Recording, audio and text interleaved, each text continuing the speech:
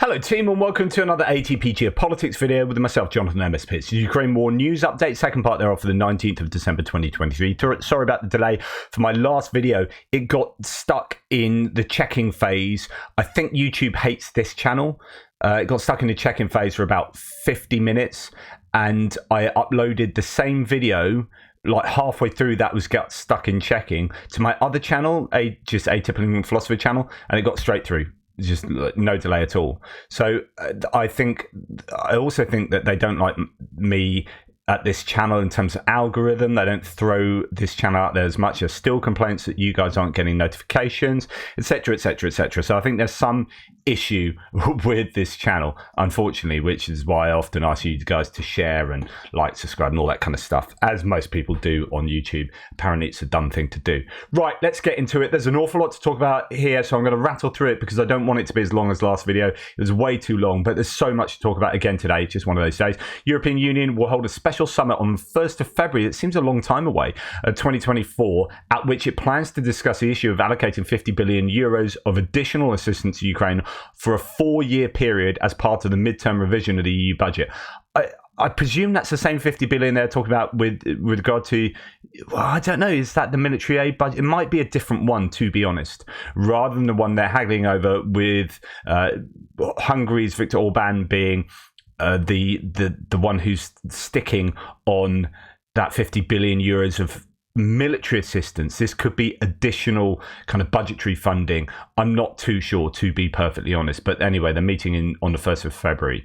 Right, Sweden and Denmark have signed a letter of intent for the procurement of newly built CV90 IFVs for Ukraine. How many vehicles that will be and what the timeline is, not too sure. That is apparently amounting to $263 million worth of CV90s. The parties will work to purchase additional CV90s for Ukraine, which will strengthen the overall potential of the armed forces. They will be built within Sweden. I presume that's not looking at existing stocks, but like building from scratch new ones with funding from Denmark. So Denmark has given just phenomenal amounts of funding. I've been having arguments, particularly with Americans who say, look, it's on the one hand, and it's really difficult because I know I have a lot of American viewers and America have been absolutely amazing, but I also have to report what is literally going on. And also it's how we look at statistics. So we talk about real-term statistics and how the US is way out in front, but then they have a larger population than any other individual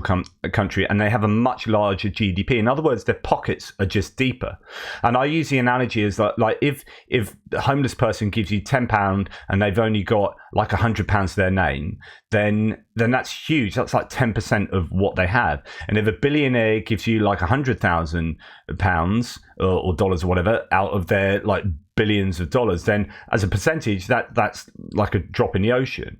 Although in real terms what the billionaire gives you is much greater, and you're like, yeah, that's awesome, thank you so much, but actually they're much richer. So when you look at Denmark having just given like $1.8 billion worth of stuff, and then this and then other stuff they're given, they are population wise about 60 times smaller than the US, and in terms of GDP about 70 times smaller in terms of GDP. And so as a percentage of their own GDP, they're giving more than the US.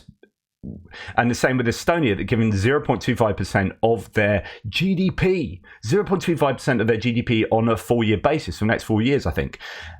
These are really meaningful amounts, but of course, being much smaller countries, it doesn't seem like so much. So I was like attacked by someone on Twitter who was a fan of the channel, saying, "Look, you know, the US are flipping a dime for Ukraine, so stop beating up on us." And it's like, I'm not beating up on you. I'm just reporting what's going on. But you've also got to remember that, yeah, you are spending a bunch of money, but actually, you can't on the one hand say we are spending the most and Europe needs to spend more.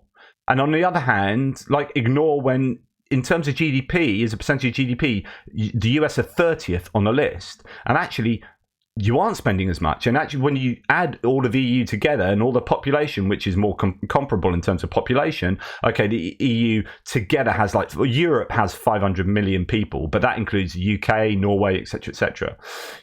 Actually, you know, what's the best way to look at stats? Is it as a per capita? Is it per percentage of GDP? Is it in real terms? And of course, to get the best picture, you need to take into account all of these, which is to say America's doing an amazing job, but has stalled. And actually, you can no longer say Europe needs to pick up the pace, because Europe has picked up the pace, and they are giving, as a percentage of GDP, they're giving more than the US. And so, you can't on the one hand say we do everything and Europe need to pick it up.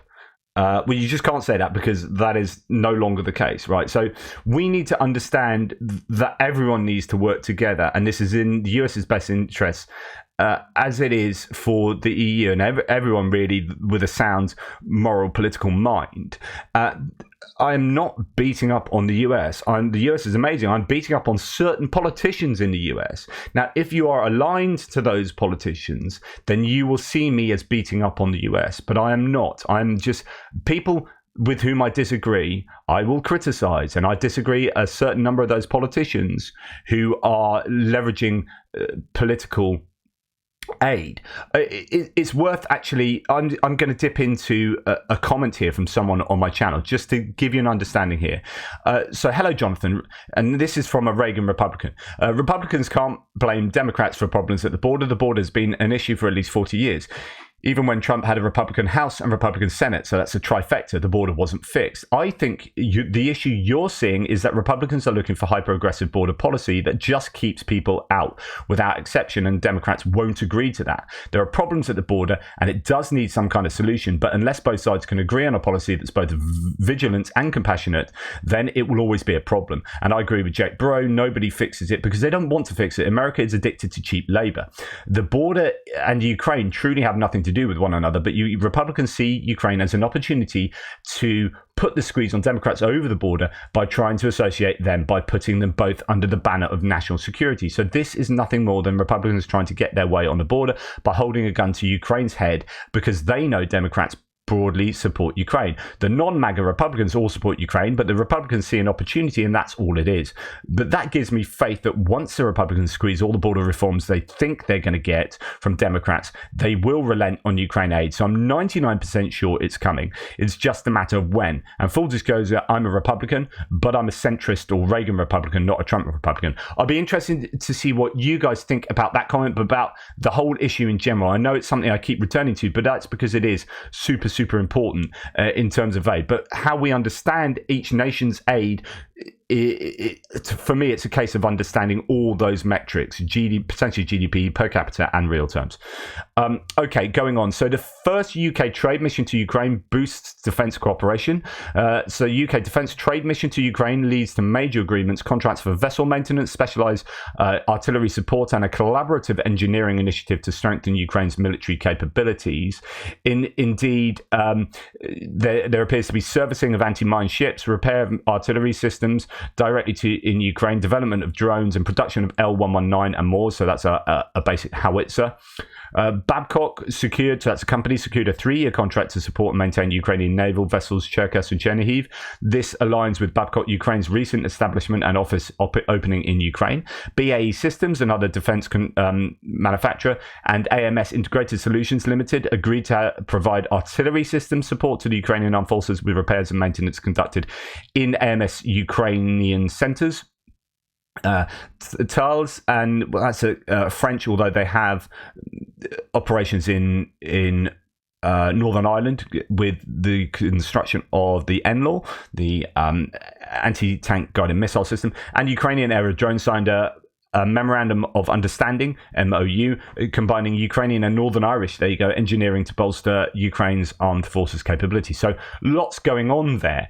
Indeed, Ukraine and Great Britain, and this is on top of that, this is separate to that, as far as I understand it, will sign Ukraine and Great Britain will sign a 10-year security pact in the coming weeks. This is phenomenally important. So this is, again, the messaging to, and I'd love to see the US do this actually, which contractually obligates countries to support Ukraine beyond the as long as it takes type thing. so that Putin is clearly told that we will not tire because we can't tire because we are contractually obliged. And we'll look at this a little bit more later with some comments from another individual. This was reported by the Telegraph with reference to the British military sources. As part of this initiative, Britain in particular will share its naval experience to help Ukraine control the Black Sea. Ukraine orders artillery ammunition from Rheinmetall, so it's all about the indigenous production of Ukrainian of kit within Ukraine, but also Ukraine just making those orders themselves, working bilaterally with external manufacturers, not saying to, say, Germany, hey, we need a bunch of shells, can you give us a bunch of shells? And Germany say, here's a bunch of shells. Germany can actually pay Ukraine some money, or Ukraine can get money from wherever and use that to just buy directly from Ukraine. Now, from Rheinmetall. Rheinmetall, I think this will come in 2025, so it's a long way off, but the multi-million euro deal includes various shell types for the Ukrainian armed forces and continues the framework agreement with the Bundeswehr, so the German army as well, armed forces. Ukraine signs dozens of joint production deals with Western defense firms, according to Reuters. Quote, domestic defense output has tripled in 2023, according to Strategic Industries Ministry, and is expected to increase 6 times more in 2024. This is exactly what we want to see. So this is why I thought it's important to mention the whole American situation again, because actually, no matter what happens with the American elections, and I know lots of Americans hate me mentioning Trump, so on and so forth, but when you look at analysts outside of America, so you look at Ukraine the Latest podcast, which is the Daily Telegraph, which is a right-wing news source in the UK, whenever they talk about the elections in Ukraine, they are worried, elections in the US, they are worried about Trump getting to becoming president because they see it as a real stumbling block for continued aid to Ukraine. So this isn't coming from me. These are external sources to the US are very wary about the political outcome of the 2024 presidential elections, right? But in light of that, so this is kind of an insurance policy that is also just super sensible anyway. The Ukrainians need to build this stuff themselves. I keep talking about this, and they need to be able to buy stuff just bilaterally from these defense manufacturers outside of Ukraine. And here we see lots of deals being done in both of those contexts. Output in Ukraine is tripled in 2023 and will increase 6 times in 2024. They are gearing up to be able to prosecute this defensive war in the event that national state level national aid might not come from certain quarters.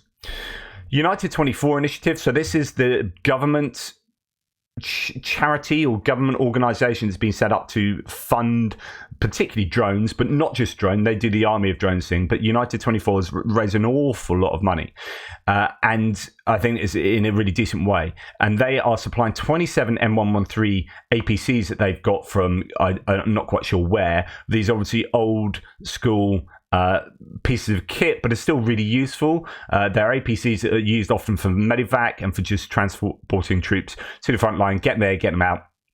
Don't need to do anything else. Don't need to shoot things, just like transport troops around or behind the lines. Super useful. Ukraine is increasing the production of kamikaze drones to compensate for the shortage of shells. The reports of Deputy Minister of Defense from Ukraine. So I talked about this in my last video, how where the Ukrainians are struggling to get shells because they've not been forthcoming. There's a bit of a shell shortage around the world.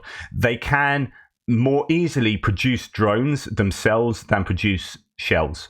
And drones, kamikaze drones, do the same job as artillery ammunition, and in fact arguably might well cost less even than basic artillery pieces as well, or artillery shells. So if that's the case, then we need to build, say Ukraine, we need to build a shed load more of these drones, get them to the front line. If we can't fire our artillery, we can get drone operators to hit Russian targets.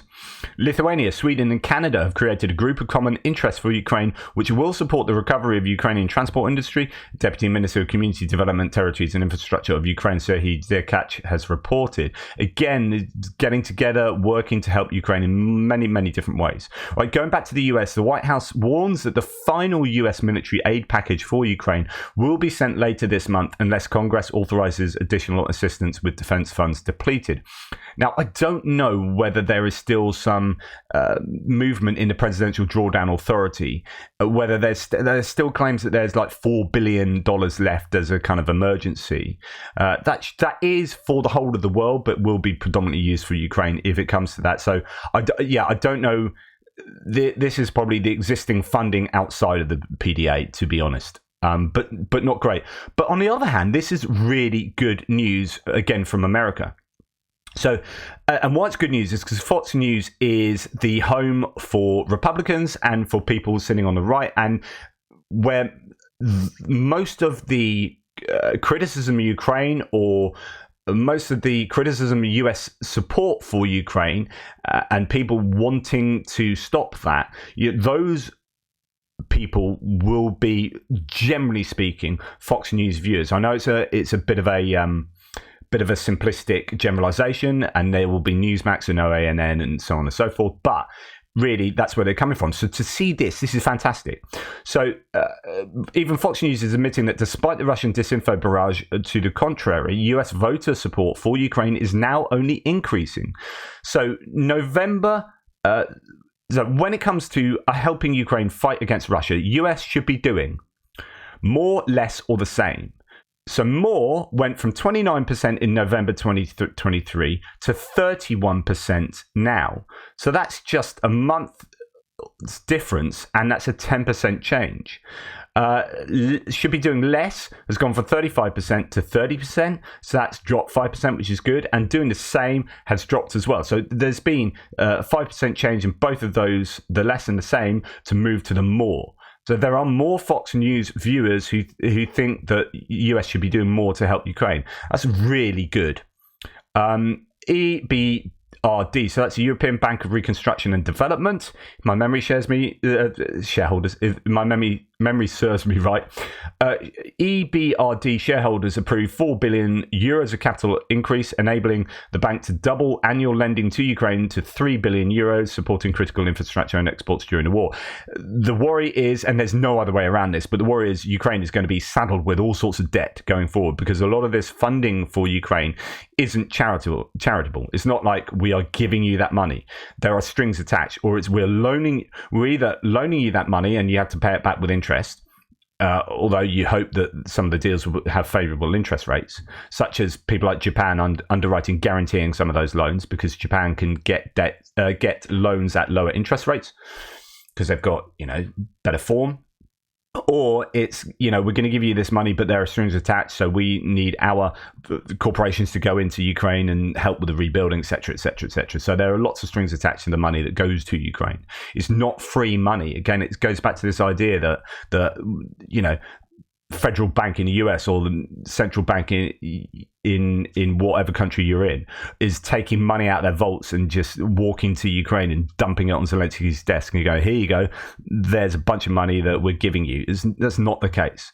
There will be strings attached, and it will be that's money that we will get back, or that we will get back as a return on investment. Polish truckers and farmers protesting are slowing aid deliveries from abroad. Quadcopters, night vision devices, trucks are now taking 2 to 3 weeks instead of 1 day to get through. This is a huge challenge, but they are still arriving. So what you can see then is just a lead time of 2 to 3 weeks, and once you've eaten up that 2 to 3 weeks, then things will come in on a daily basis. It'll just be 2 to 3 weeks late, but it is just super annoying, obviously. All right, moving on to geopolitical topics. We'll go first to sanctions packages, and the EU has adopted the 12th sanction package of Russian entities. This is after Austria held out with the Raiffeisen Bank, which the Ukraine took off the blacklist. Council of the EU has adopted the 12th sanction package over Russia's full-scale invasion of Ukraine, and the new package imposes restrictions on imports of aluminium products, including wire, foil and pipes from Russia. The EU has also obliged European companies to specify in contracts with partners a ban on re-exporting a number of dual-use goods to Russia. This is brilliant. So in other words, like if you make some widgets, right, and they have been sanctioned, they can't go to Russia, and you sell them to another company and that company sells them to Russia, then you need to specify that that can't happen. In other words, you cannot sell to someone that's going to sell it on. The problem is, if you sell it to someone that promises they're not going to do that, and they sell it to someone else who sells it to someone else who sells it to someone else, and eventually that goes to Russia, can that be stopped? Yeah, okay, if there's just one extra step, but if there's 5 steps, can that be contractually defined? And also, the other point worth noting is that when you do have these issues whereby, or these kind of loopholes whereby third-party entities sell that on and sell it on and sell it on, and it gets to Russia, each time that's sold on, of course, someone's taking a cut in that. And so there will be profiteering, or they'll be making profit on the back of that naturally. So when that eventually does get to Russia, it's going to cost the Russians a lot more. So even if there are loopholes and Russia can get hold of these bits of kit, they are getting hold of them at, the good thing is that when they do get them, they get them at a much higher price, which will cost the Russians more, right? And make it more expensive for them to make the things they make. So I suppose that's a silver lining to that cloud. The EU intends to extend the sales period for some types of Russian steel for 4 years. So even though they put these sanctions on, there are some things that are allowed through. Following Russia's invasion of Ukraine, the EU banned imports of rolled and semi-finished steel products from Russia in October 2022, but granted a transition period for some products until October the 1st, 2024. Now they'll extend that to October 2028. So obviously there's stuff they need from Russia that badly that they are willing to make exceptions.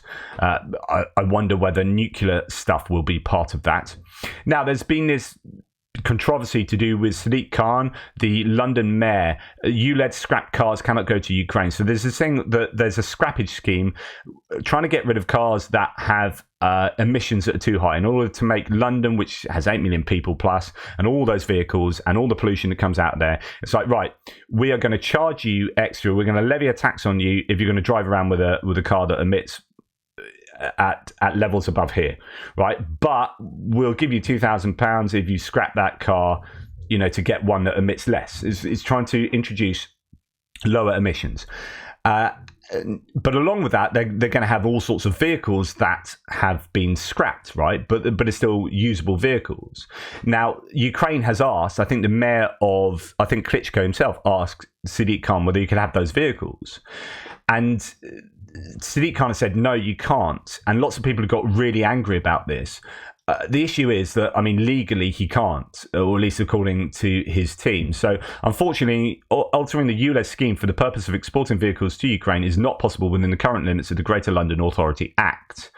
And lots of people are deeply frustrated about this, where there's a little bit more about this. Owners... Yeah, no, I can't find it. There is something somewhere else to say that it's just legally not possible for them to do. Yeah, Sadiq Khan's office said that Labour mayor was legally unable to alter it to allow vehicle exports. So whether that is absurd or not, I don't know. I don't know the legal ramifications, or whether you can just say, right, we're going to break the law. I don't know if you can just do that as a mayor. Like, that sets a really dangerous precedent. You say, right, we're going to break the law for doing this for Ukraine, which sounds really good, and I'd be up for that. But then everyone else has said, well, you break the law over there. Why can't you break the law for us to do this? And then it sets a dangerous precedent. But lots of people are up in arms. Anton Gerashchenko saying, look, people, can you help me out on this? How can we make this happen? This whole story is spelled out in the article, in the Telegraph article. It talks about, I understand things need to be done properly, but I also want to know that some things are too important. I also know that some things are too important. Saving human lives as Ukraine fights against Russia is really important. Rules need to serve people, not vice versa. Hence my question to all who might be able to help. What can be done? How can it be done? I assume Sadiq Khan is looking into this. I'd hope so. And I hope there's some kind of way around this, particularly in terms of things like SUVs, stuff like that. If they are scrapping any of those, whether they can, vehicles that are genuinely not just any old vehicle, or here's an old Austin Metro or whatever. Yeah, we're going to send that to Ukraine. It's like, yeah, what's the point of that? Okay. But vehicles that are genuinely useful for the Ukraine war effort would be really cool. Okay. European Commission has allocated 65 million euros to countries hosting Ukrainian refugees. These are Bulgaria, the Czech Republic, Poland, and Romania. So that is good news for those countries who have borne a large brunt of the refugee crisis as a result of the start of the war. Last week, Helsinki announced a deal which strengthens mutual defence ties and gives the US access to 15 Finnish military facilities, including 4 air bases and 1 naval base. I talked about this previously, and now it's been kind of signed, or it looks like the deal has been announced. Whether it's been signed, I don't know. But this allows American military personnel to operate inside Finland. And of course, with Finland being in NATO, this shows that Putin has really shot himself in the foot, saying, I'm going to go to war, I'm going to invade Ukraine because I'm worried about Ukraine being part of NATO, and I want a buffer. I want this bigger buffer of NATO-free area. Meanwhile, that promotes or that inspires Finland to join NATO right on the border with Russia, and then US forces, the old Cold War enemy, get to hang out in Finland, which has then prompted Putin himself to announce that he's starting the Leningrad military command structure, which should answer that. But of course, he doesn't have the troops or equipment to create that new military command structure that side of the Finnish border. So anyway, it's all a bit of a mess. But it just shows a strengthening NATO, really. Now, again, I'm reporting this, but don't shoot the messenger. I think this is really important. So Trump had a rally and he quoted Putin in a bid to portray Biden as authoritarian. He said, even Vladimir Putin says that Biden's, and this is a quote, politically motivated persecution of its political rival is very good for Russia because it shows a rottenness of the American political system, which cannot pretend to teach others about democracy. And he also basked in praise of Hungary's authoritarian Prime Minister Viktor Orban. Quote, and Trump again, Viktor Orban, the highly respected Prime Minister of Hungary, said Trump is the man who can save the Western world. Trump said later on, he touted his relationship with North Korean dictator Kim Jong-un, quote, who is very nice. He's the guy that shot his own, brother-in-law with an anti-aircraft gun on a runway, and is obviously just a dictator. And how can you say he's very nice? He's not so fond of this administration, but he's fond of me, Trump said. I mean, this shows you his narcissism. As you know, I'm no Trump fan. This is really worrying, right? If you're looking, so if you're Ukraine looking on it here, and this is what I said earlier, like analysts outside the US worry about Trump becoming president in just not about anything else, but just talking about Ukraine and geopolitics in general, actually foreign policy, really. It is a real worry. My argument, my thesis or conclusion is the very worst part of Trump's presidency. There were 2 things that really, really got me. It was the Kurds, leaving the Kurds, hanging them out to dry in Syria. That was terrible. But when he announced in Helsinki that he believed Putin over his own intelligence services, if I was in the US military or intelligence services fighting for that president, saying that at Helsinki, that was the lowest point. I'd be like, well, what am I doing this for? My goodness. Anyway, Richard Stengel, who is a former Undersecretary of State and in the US and now editor of Time magazine, said, it is unfathomable to anyone who lived through the Cold War that an ex-American president would favorably quote an authoritarian Russian leader's fundamental criticism of the US. Generations of Republicans are turning in their graves. Moreover, quoting a Russian president who has made the largest cross-border invasion since the Cold War is disqualifying. He doesn't hold back there, and that I presume is something that Reagan Republicans would agree with, which is where I was going to bring in that earlier quote, because I think it is important, and I'm not going to not report this stuff.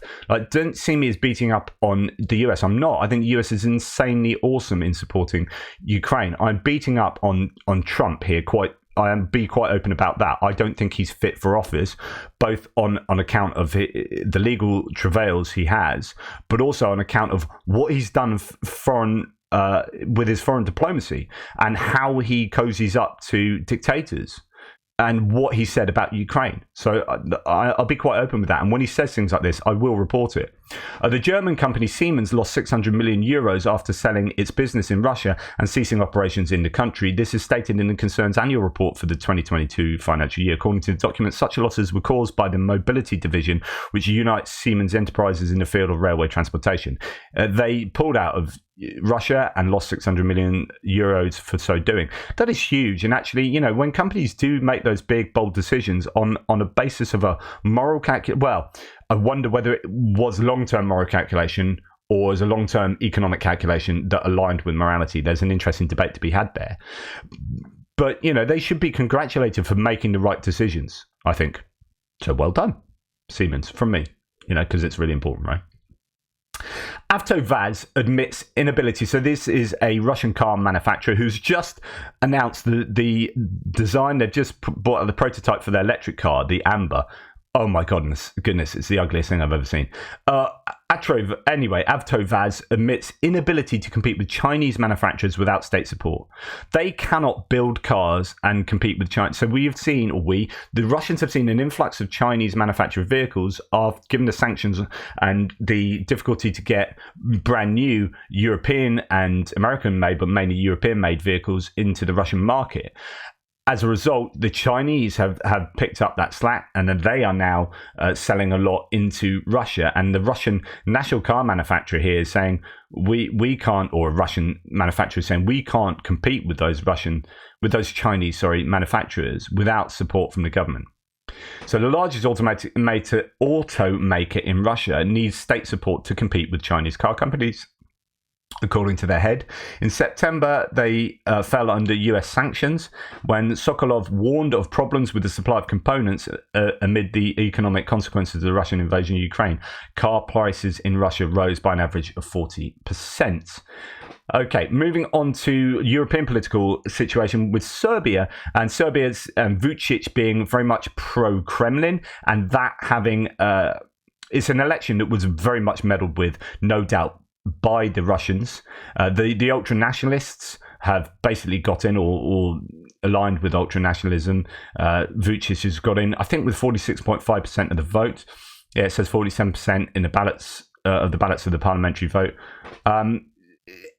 Followed by Serbia Against Violence with 23%, according to a near complete preliminary tally of the state election. Now, this is a kind of sweeping win for Vucic.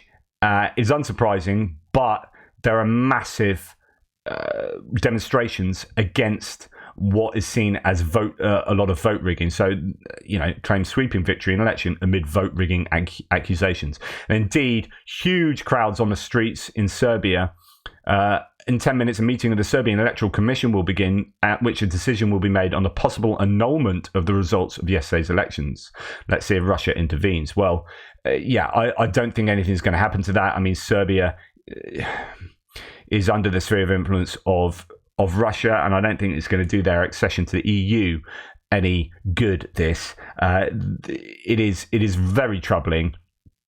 And there is a hotbed of Russian support here, and I don't think you're going to see free and fair elections there for some time. There needs to be a shift. Roger Waters, what are you doing? So the former Pink Floyd band member has gone off the deep end the last 20 years. He's now like conspiracy theory nut job, siding with all the wrong people. He's just appeared on Russia's top domestic state TV channel and had a friendly chat with Olga Skabayeva. She's one of the famous propagandists that we often look at, a leading Kremlin propagandist who has been wholeheartedly cheering on the invasion of Ukraine ever since Putin announced it last year. It's just, what a douchebag is all I have to say about that. Nice Pink Floyd reference here. Uncomfortably dumb. Brilliant. Okay. On the other hand, someone to congratulate, which is Warren Buffett. So Warren Buffett is a massive philanthropist, not anthropologist. Come on, Piers, get your words out. Philanthropist, and his son Howard Buffett has been out in Ukraine a lot. So the Walk of the Brave in Kiev. Howard Buffett's name has now been added to the list of leaders who have supported Ukraine since the beginning of Russia's full-scale invasion. So his philanthropy has added huge amounts of money and support to Ukraine, and here he is giving Zelensky a hug. Howard Buffett, an American entrepreneur and philanthropist, has visited Ukraine multiple times to help our people and our country, says Zelensky. A humanitarian mine clearance is very valuable. Thank you for supporting Ukraine, Howard. So that is really cool. There's a lot of support, as is needed from, it's not just state actors, but also individuals and corporations and philanthropists are super important. So good stuff. Long may his support continue. Now, this is worrying. This is Petr, I was going to say Petr Cech, the former goalkeeper, Premiership goalkeeper, but it's not. It's Petr Pavel. The president of the Czech Republic foresees a significant shift in the Russia-Ukrainian war in 2024, but not in favor of Kyiv. This is worrying. Quote, there will be a new situation that we will have to deal with. And so far, everything indicates that the shift will not be in the best sense of the word, as we imagine. So in his opinion, Putin is now hoping for Donald Trump to win the American elections because, quote, it will be possible to get along with him regardless of what Ukraine or the rest of Europe thinks. He also believes that Putin is not going to participate in peace talks until the outcome of the US election is determined. That's interesting. So peace negotiations will only take place after March the 17th, where we might also see national mobilization inside Russia. Now, he is a strong supporter. He's former NATO, strong supporter of Ukraine. His position as president of Czechia is not one of great power. It's not a decision-making position. But he is a staunch supporter of Ukraine, and he is painting a challenging picture for Ukraine going forward. And he, again, don't shoot the messenger. I mean, it's really important when big, political names in Europe are saying, look, we're worried about a Trump election win, etc., etc. So I'm just reporting that to you. That's what he thinks. We'll have to wait and see. Right. Thank you for watching. Please like, subscribe, and share. And I'll get on and look at any map changes that might have taken place since my last mapping update. Take care, Toodle Pips.